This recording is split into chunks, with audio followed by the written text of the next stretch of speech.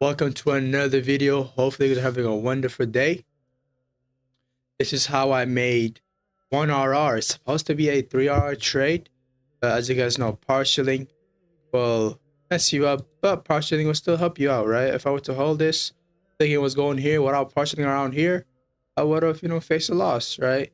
So it's pros and cons. The pros is better than the cons. The cons is, I'm saying, you're making less, but the pros are you locking in profits, you breaking even, right? So the market does go to position back, it is what it is, right? But yeah, because move like this for the market reverse. Today was market reverse very heavy, right? I was like, what the fuck? Why was it heavy? How was it reversing, right? That's why I went for this as my take profit. But it probably makes sense why the market reversed from here to eventually, I'm saying, you can see going all the way back down here. It kind of makes sense why the market reversed. I would likely see another bullish day tomorrow. It looks like it. Now the IFG got tapped, right? The IFG, right, got tapped. So we're going from an IRL to ERL, as in surely here, right? As well, we have a classic expansion profile to the upside, and it's always protected from here as SMT divergence. But as you guys know, we're adapters, right? Tomorrow could tell a different story. We may go for a whole different, what I'm saying, narrative here, right? As of right now, this is what we're looking at. This is what I'm seeing, right? I'm still seeing a bullish day till tomorrow, right? Till like the drone gets met or market tells me otherwise, right? But as if for this day, we had a bullish day, right? I was looking for a long. We had a 3.2 RR setup for the second take profit. Then I only made a 40% partial combined, right? 10% partial the first take profit, and the last second take profit was a 30% partial, which made it up to 40%. That's why you guys see me make way less. Why? Because I'm saying partialing, right? Partialing. I didn't even partial 50% of my position, right? Because I thought I was gonna go all over here, but it's okay. It's all right, and we learn from it, right? And over here is I'm saying that higher type analysis. So now let's go over the higher time frame, and daily range here, super to low, right? Super to high, stable low, discount premium. We don't want to buy in premium when the discount gets tapped. We don't want to sell in premium once only want to sell in discount once the premium gets tapped. We want to buy low and sell high only, right? We want to buy cheap and sell expensive, right? So discount the got tapped with the range high. We had a daily IRL to ERL. We had a daily CRT to the upside. The daily CRT is lower probably CRT because the body, total body soup, right? But you can see right over here, there's another CRT that's getting respected. But only time could tell on which way are we gonna head to. As of right now, probably still gonna be bullish even with this big bearish to the downside, simply because I have way more context to the upside than to the downside, right? In a weekly time frame, short-term drone look is the weekly CRT high, as you guys know. Short-term and long-term, how come? Because weekly ERL to IRL, every time market moves to the ERL, move to the high, then go back to lower. Or if it's a bullish example, you go back to the low, but you go up higher to the IRL, right? And yeah, that's what we have. Other higher time frame analysis we have. Our time frame prediction is the classic expansion profile to the upside. Monday low of the week. Monday was confirmed to be the low of the week. So we're looking for that, I'm saying, classic expansion profile too. On the lower time frame, we had a 4-hour CRT as well. We had a 4 CRT upside as well. We had a 4-hour IRL to ERL. The 4-hour IRL to ERL was my main take profit. In the hourly time frame, we entered out of the hourly CRT, so we did not enter out of this 4-hour CRT. We used the hourly CRT with OTE to enter out of, right? As well, we had SMT with this low, price higher. You can see SMT with his lows. Eventually, the SMT eventually got false, but during the Pacific time, there was a SMT divergence, right? So our key level had been SMT'd on, right? So that's what we had, as well as we're looking for a near continuation because they should make the low day, not the high day. So looking for a near continuation here. And what else do we had here? That is all we had. There was a New York reversal here to the downside, but that New York reversal would have made you not that much of a profit because you can see the pressure was all the way down here. The model one is all the way down here, and the model one is kind of fat. We could have took the 50% mark to push it down, but my analysis was bullish rather than bearish, right? In the hourly time frame, we used the 6 a.m. as our CRT. I could have definitely entered at the 4 a.m. What do you call it? out of the 1 a.m. CRT to push the upside, but I didn't do that simply because, you know what I'm saying, my rule says not to, right? Only when it says I'm looking for a new country, you have to wait till 6 a.m. to execute a trade, right? So what else we have here in the 5-minute time frame? As I told you guys in my last video, that there's going to be OTEs there, right? OTEs, right? For a near continuation, there's usually always a OTE, right? Usually always a OTE. UT as well, start up the next leg. So market at OTE, started up the next leg, eventually market reversed from there on, right? But when the market went there, we break even, we partial, right? We're making profits, right? And what else we had here? We had this OTE, and we had how this ROTE, not the 50-minute time frame. The reason we don't use the 50-minute time frame because it doesn't make sense that time, right? The thing that makes sense is the 5 hourly, the hourly CRT right over here, right, to push that upside, as well as the 4 hour CRT to the upside as well. But the hourly time frame would have a more advanced, right? But the hourly time frame, because over here we had an hourly CRT with a OTE here as well. You see right here, market made a low, high, lower low, close above convincingly. Eventually came back down. OTE starts from 0.50% to 0.886%. So right when 50% gets tapped, we're going to trade. And right over here, market pushed up. And you can see the OTE right over here did offer the setup. The setup would have been would have been a loss. Why would the setup have been a loss? Although yes, it did tap OTE as the next leg. And keep in mind, ranges, right? If there's no range here, you cannot take a trade. We're primarily range traders, right? We do not trade anything but the range, right? That's why a lot of you guys, when you guys long a random fair value gap without there being a CRT range, you guys get stopped out, right? You get this way lower probability, right? But when there's a range like this, hourly CRT range, it'll get souped and eventually goes up higher, right? You can see the OT happened. I was thinking about entering a trade right over here. I was like, bro, I cannot fucking break my rule. I'm not gonna break my rule. I'm only gonna wait. I'm only gonna execute once my rule is there, right? My rule is not here. I can only enter a range. Boom. You know what I'm saying? Entered up there. Eventually, we waited till the 7 a.m. 7 a.m. instantly went down, super out the low. Eventually closed above. Made a marble one right over here. These are the two consecutive candles that were to the low. They're convincingly kind of fat and thick, right, in my eyes, as well as the wick is the wick is kind of fat, right? Usually we could have entered out of the wick right over here because it makes sense. You can see how the what I'm saying, the candle is kind of I'm saying the wick is overtaking the whole candle, but the body as well is kind of fat as well. So we could have entered out the wick and along it up here as well. We could have also entered out of the rejection block and the threshold or the model one. The model one, I would have not taken it because to initial take profit right over here offered us less than 2RR, so we can't take it. But this right over here, the threshold did, as well as the rejection block did. In the future, I would lean into more. I would lean into more of taking rejection block entries, which is the auto block CSD. I must have the CSD confirmation, right? Because a rejection block is basically a auto block, but the wicks are overtaking the candle, right?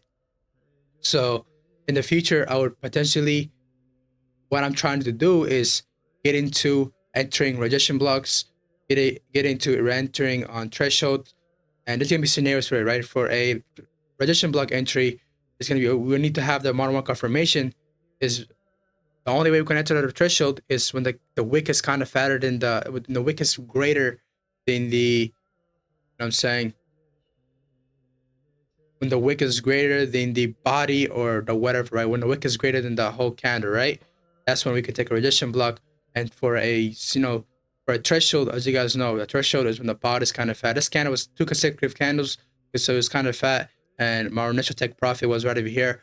And this is where I did a 10% partial and a 30% partial, and I broke even here. Probably wondering, well, to this take profit, they did not offer you a 2RR. Why did you take it straight to a first take profit?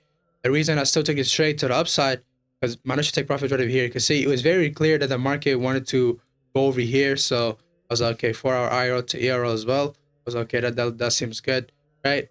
And eventually you can see market stagnated a little bit because I'm saying G was trying to push down lower, trying to make the low of the trying to make a new low of the day, right? And eventually we're from high from there. But you see market did do that, and eventually right on this 4-hour pullback on the 9 a.m. you just hit take profit. No, on this pullback right over here, right before this candle closure here, take profit, eventually fully reversed from there forward, right? And eventually went down, right?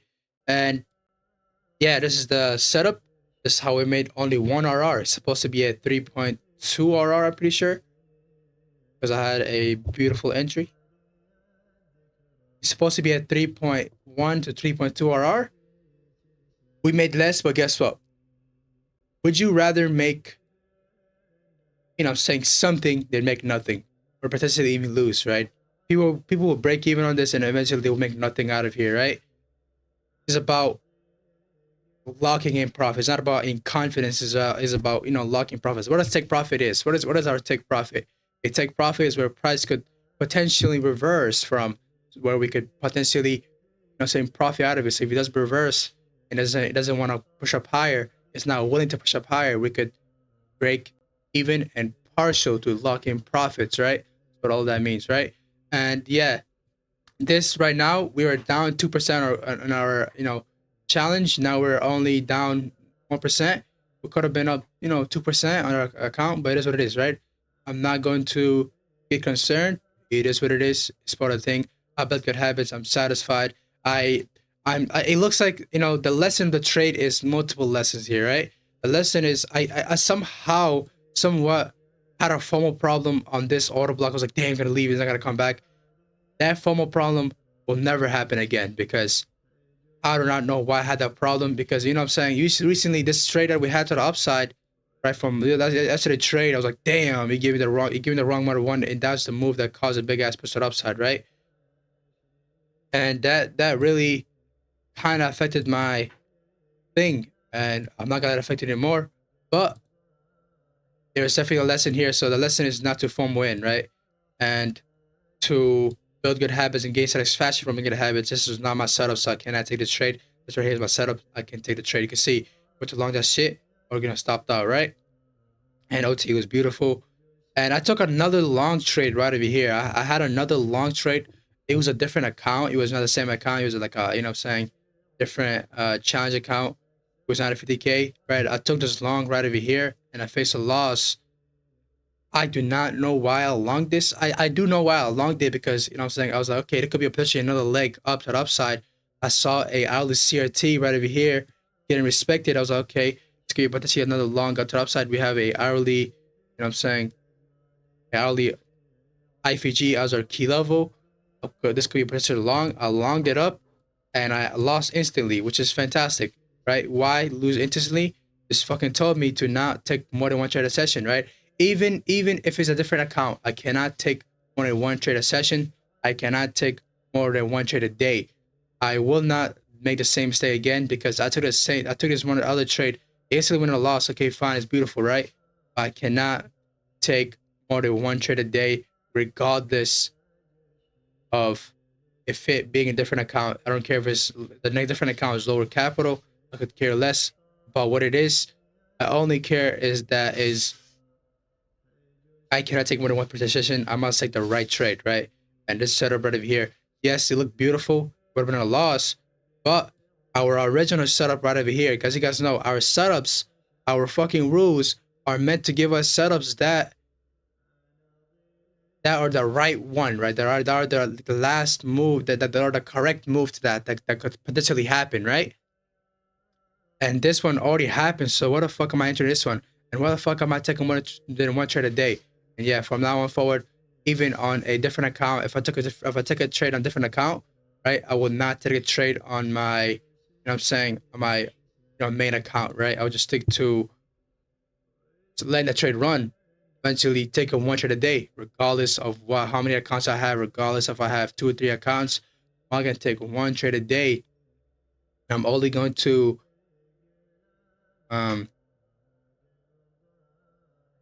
I'm only going to, take one trade a session. Why? Simply because, like, although I have, let's say I have like a couple accounts, right? I have multiple accounts. Although some of them have lower capital, I could care less about those capitals. But even with that, I cannot do it, because I'm building bad habits. Those habits will make me reckless in the future, right? So I will never FOMO in again. I'll only take my setups, and I will not take more than one trade a session, regardless of it being a different account, right? I will take only one trade per session. one trade. If I took a setup on my different account, I will not take a set for the rest of the day because I took up my setup for the day, right? And the next lesson is, build good habits and gain especially build good habits. You build good habits here. I somewhat had a FOMO problem here. I was like, fuck, man, I do something wrong here again, right? And I eventually found out that I didn't do nothing wrong. Just market reverse from there. Beautiful loss here. I mean, beautiful 1% gain. Will I make it out of the drawdown and get funded? Yes, I definitely will. I definitely see that happening. Could have been out of drawdown with this one, right? I'm only down 1%. I'll probably get it out of drawdown the next setup that we have. But yeah, this is my trade recap of how I made 1.1 RR. It's supposed to be a 3 RR gain, right? But it is what it is. It's a very beautiful trade, right? Because partially makes you get less, but makes you lock in profits, right? But yeah, thanks for watching. I'll see you guys later. Peace out. I mean, those who took the trade, you guys got a partial out of 3 RR, right? You could have done however you felt like it. But I do partialing. Some of you guys may not do partialing, but I do partialing, right? So my goal is to take a piece of the pie. So I'll see you guys later.